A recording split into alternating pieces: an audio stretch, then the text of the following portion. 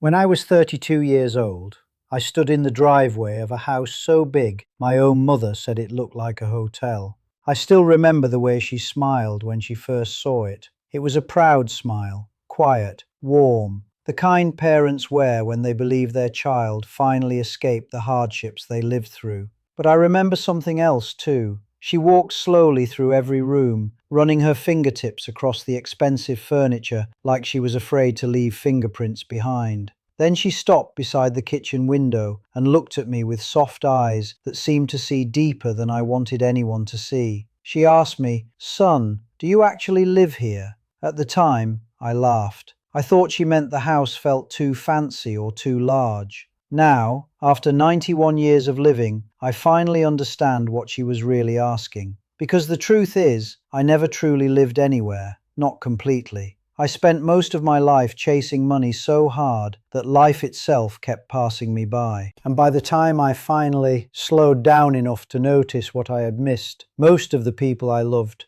were already gone. People think old age hurts because of the body. They imagine the pain comes from weak knees, shaking hands, or the collection of pills sitting beside the sink. But they're wrong. The real pain comes from memory. At 91, memory becomes heavier than bone. You stop carrying furniture and start carrying conversations, faces, missed chances, voices you would give anything to hear one more time. Some nights those memories sit beside your bed like old ghosts, waiting patiently to remind you what mattered most.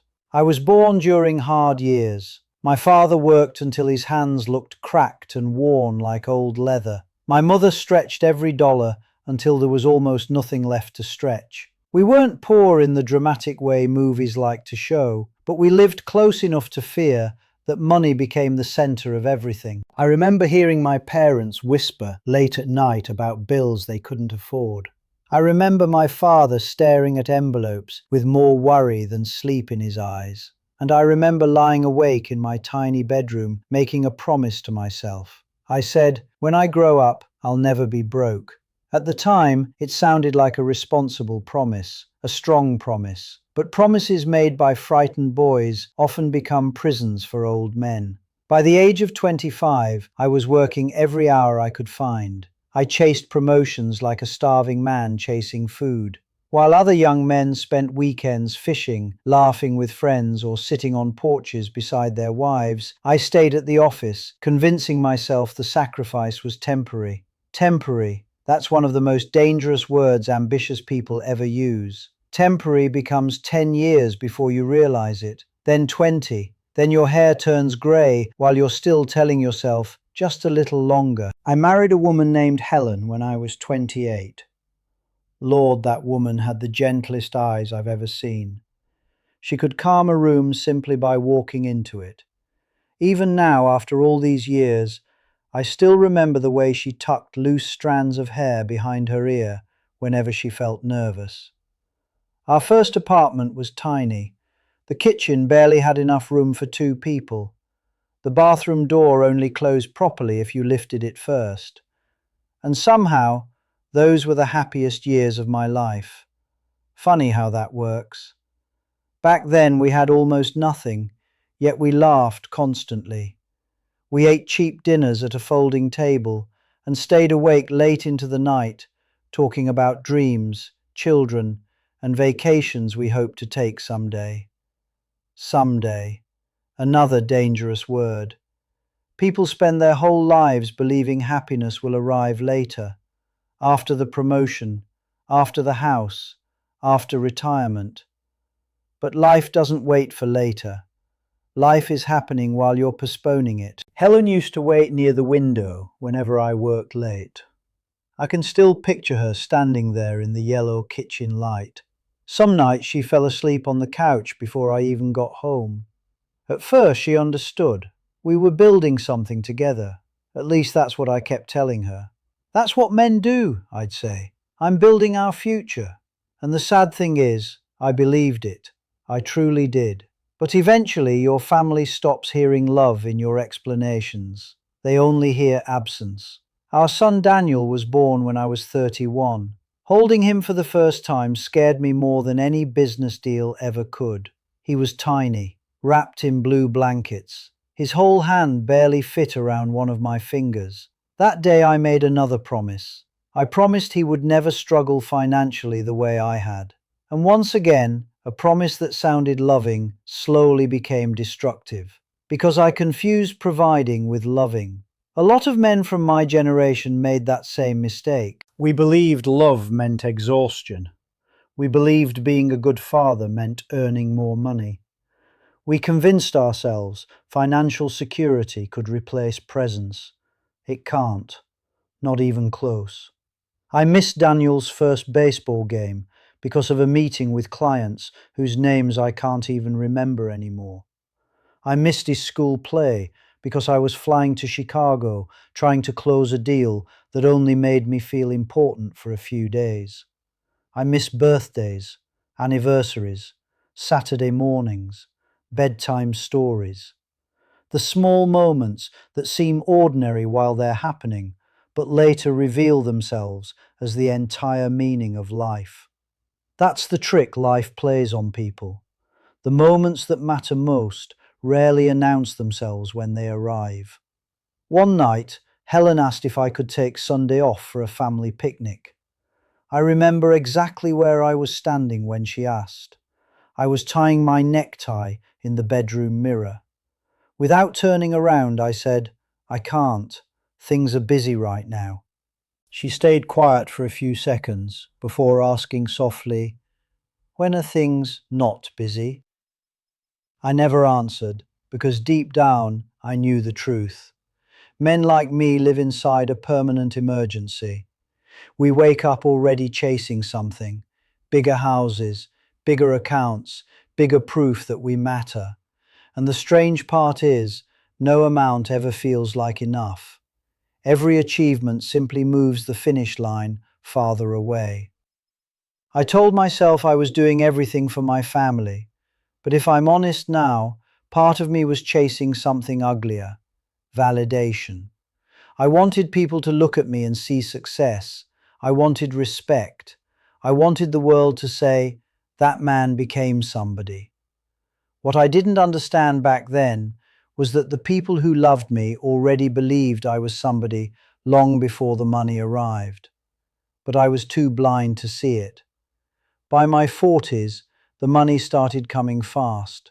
Promotions, investments, expensive watches, luxury cars, country club memberships. From the outside, my life looked successful enough to make other men jealous. Inside my own house, though, something was quietly dying. Not all at once. That's what makes it frightening. Families rarely break in one dramatic moment. Most of the time, they fade slowly, like an old photograph left too long in sunlight. Daniel stopped asking me to attend his games around the age of 12. That hurt more than I admitted at the time. Not because he was angry. Anger still carries hope. What frightened me was how calm he became. Children eventually learn the shape of your absence. They adjust to it quietly, the same way people adjust to bad weather. One afternoon I came home early and found him in the garage shooting basketball alone. Teenagers grow fast. One day they're little boys, the next day they're staring you directly in the eye. I watched him for a moment before saying, "You're getting pretty good." He shrugged without stopping. Then I asked if he wanted me to rebound for him. I expected excitement,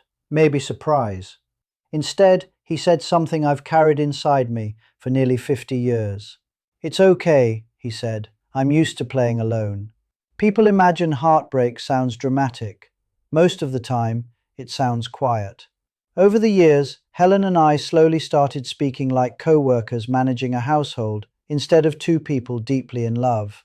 We talked about schedules, groceries, repairs, and bills, but the warmth between us faded beneath years of postponed affection.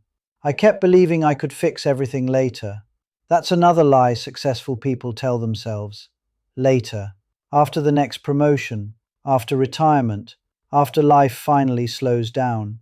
But life never pauses while you chase achievement. Children grow older, parents age, marriages weaken, bodies grow tired. And one day, you wake up surrounded by things you worked hard to buy, while the people you bought them for feel emotionally distant. I remember my 49th birthday clearly. because it should have been one of the happiest nights of my life. The company threw me a huge dinner at a fancy restaurant downtown. Executives toasted my success. Men shook my hand. Someone gave a speech praising my discipline and leadership. Everyone applauded. I smiled through the entire evening. Then I drove home alone, close to midnight. The house was dark, except for the kitchen light. Helen had left a slice of cake on the counter beneath plastic wrap. Beside it was a note that read, "Happy birthday. We waited as long as we could." That sentence hurt more than any insult ever could. I stood there, staring at my own birthday cake while the house slept without me. Even now, I can still feel the loneliness of that kitchen. Nobody warns young people that ambition can become addictive. Not the money itself, but the pursuit, the feeling of importance. The constant movement convinces you that productivity equals value. I didn't know how to simply sit still anymore. I only knew how to chase.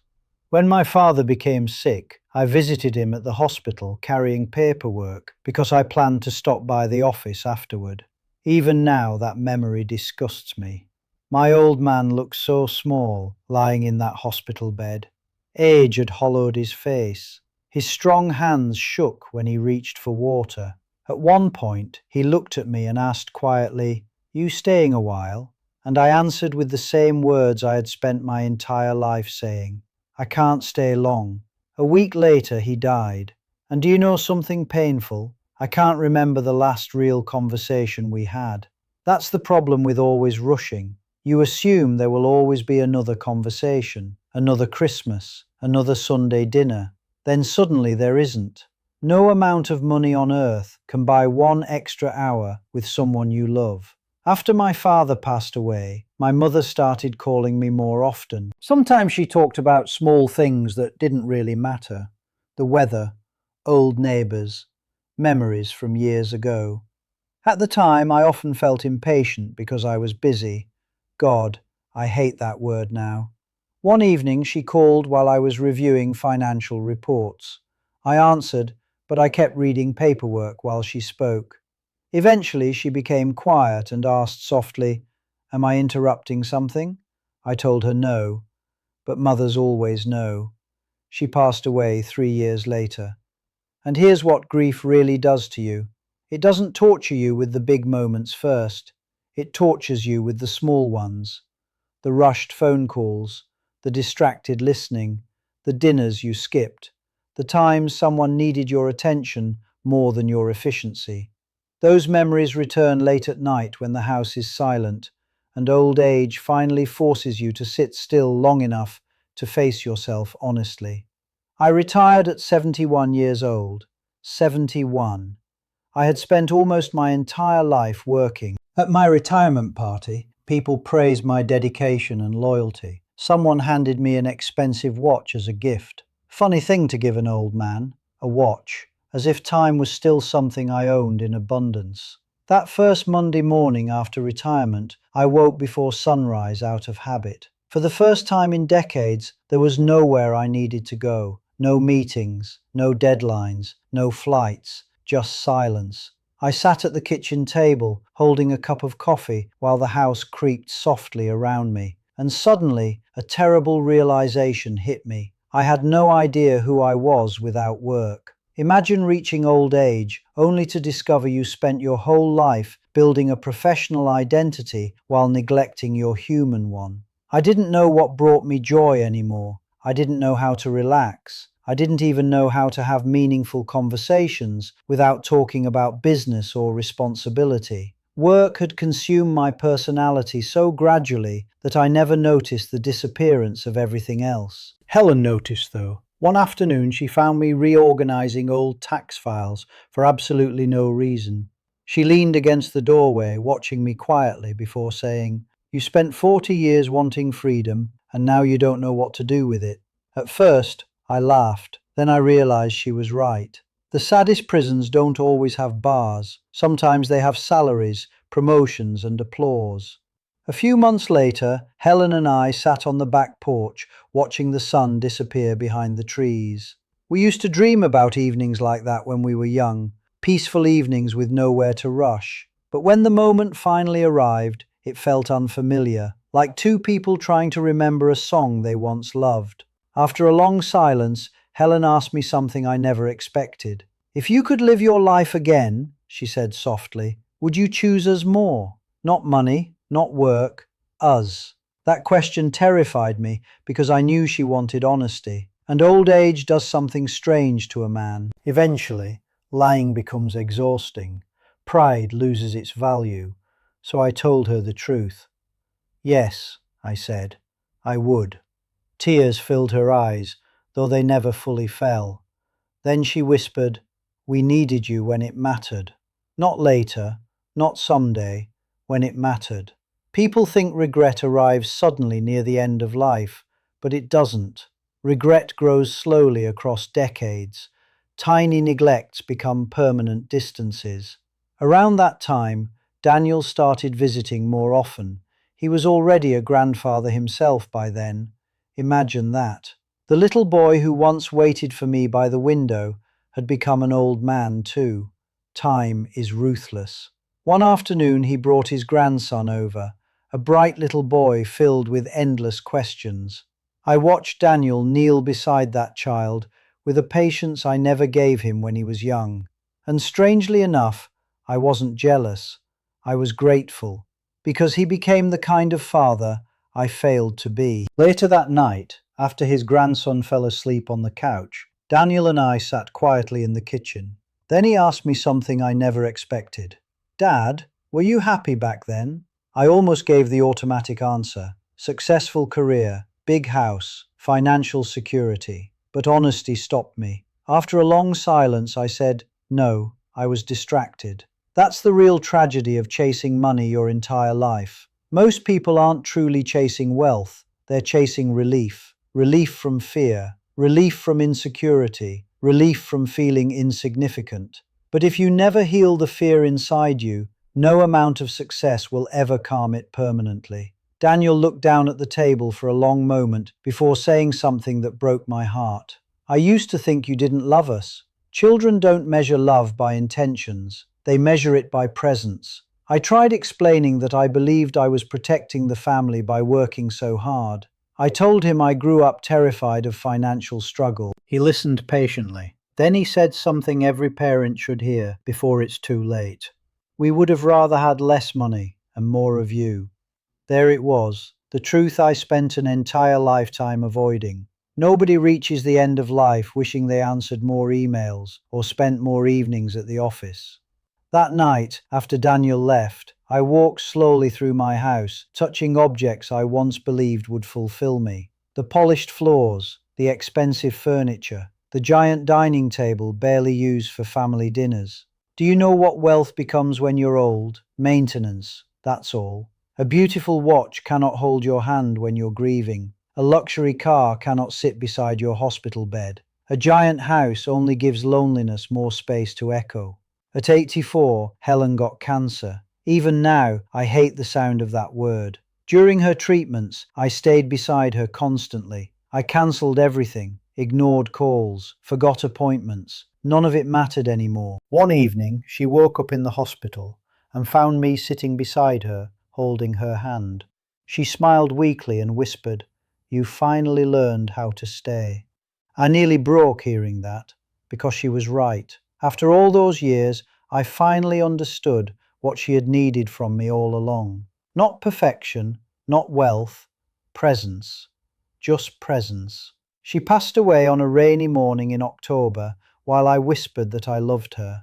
After 70 years together, the house suddenly felt too quiet to survive inside. Grief in old age feels different. It arrives slowly, like winter settling into your bones. For months afterward, I still reached for her side of the bed half asleep. Sometimes I heard sounds in the house and thought, for one foolish second, she was still there. But reality always returned. That's another cruel part of aging. You spend more time visiting cemeteries than birthday parties. Friends disappear, brothers disappear, neighbours disappear. The phone rings less every year until silence itself becomes part of your daily routine. And during all that silence, you begin measuring life differently. Not by earnings, not by titles, not by achievements. You measure it by who sat at your table, who answered your calls, who stayed beside you after seeing your flaws clearly.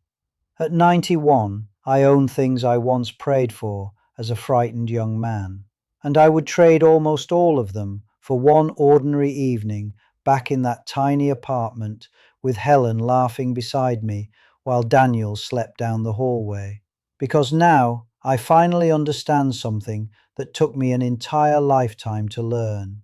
A rich life and a wealthy life are not always the same thing.